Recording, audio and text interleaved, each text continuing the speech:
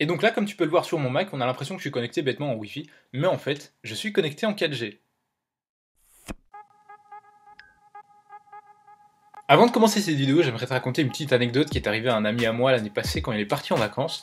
En fait, il avait prévu de prendre son Mac avec, puisqu'il a pas mal de projets sur internet, etc., sur lesquels il voulait bien avancer tout en allant au soleil, se rafraîchir un peu, etc. Et donc il arrive sur place, et là, problème, le propriétaire lui annonce que le Wi-Fi ne fonctionne pas.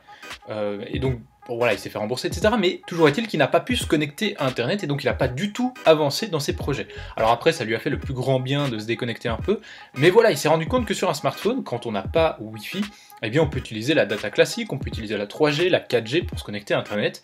Sur un Mac, quand on n'a pas de Wi-Fi, on n'a pas Internet. Et c'est là qu'on arrive au sujet de la vidéo, puisque je vais te montrer qu'en fait, c'est pas vraiment le cas. Et je vais te montrer comment on peut se connecter en 3G ou en 4G avec son Mac. De base, ton Mac ne peut pas se connecter en 3G ni en 4G, c'est pas possible, tout simplement parce qu'il n'a pas de carte SIM. Donc ce que tu peux faire, c'est passer par ton smartphone qui lui a une carte SIM et peut se connecter en 3G ou en 4G, j'imagine que tu le fais assez régulièrement. Donc ce que tu vas faire, ton smartphone va recevoir la connexion 4G et il va l'envoyer à ton Mac sous forme de Wi-Fi. Comment est-ce qu'on fait ça? C'est super simple, t'inquiète pas.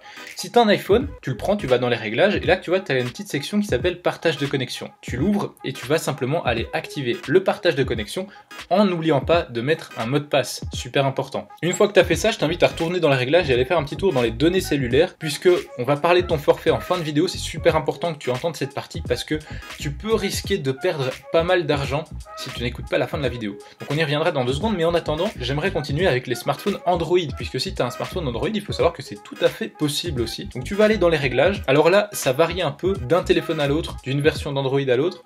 Ici, moi j'ai un LG, donc j'ai directement partage de connexion. Si tu ne l'as pas directement, tu vas dans plus. Voilà, une fois que tu es dans partage de connexion, tu vas activer hotspot Wi-Fi.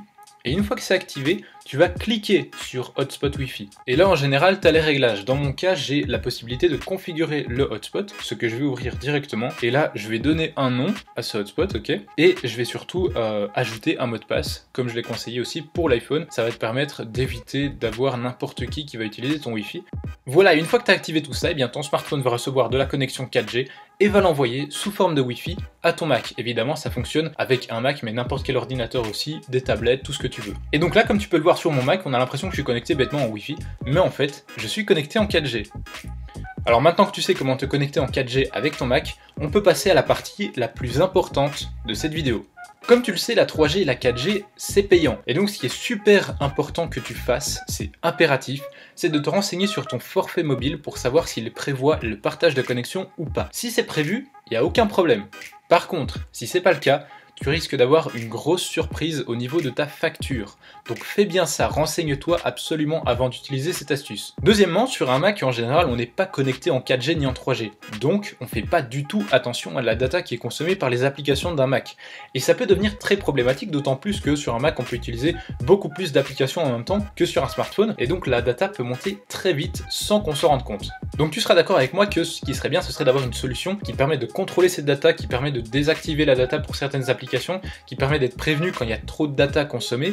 Et la bonne nouvelle, c'est qu'on verra cette solution dans la vidéo qui sortira la semaine prochaine. Donc si ça t'intéresse, n'hésite pas à t'abonner pour la recevoir dès sa sortie. Si t'es abonné VIP, évidemment, tu l'auras avant tout le monde, comme d'habitude. Et en attendant, moi je te retrouve tous les jours de la semaine sur ma page Facebook. Ciao!